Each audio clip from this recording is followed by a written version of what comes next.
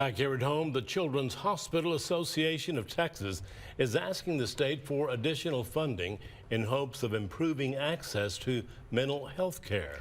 KCBD News Channel 11's Natalie Falconberry spoke with the CEO of Covenant Children's to learn if the money is approved, how it might be spent here in Lubbock.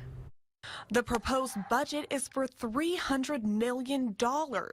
If approved, the funds would go into Texas children's hospitals across the state, including Covenant Children's here in Lubbock. CEO Amy Thompson says it's especially needed now as hospitals are seeing more mental health concerns in children than ever. You know, we've always had an issue with this in child and adolescence. We've always had low amounts of resources and, and things like this. But certainly during the pandemic, those things have increased. Suicide was the second leading cause of death in children ages 10 to 14 last year, according to Children's Hospital Association of Texas.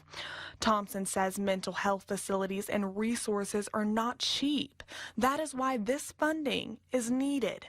Hospitals have just struggled to continue to keep these type of services that lose so much money, but we know that it's so important.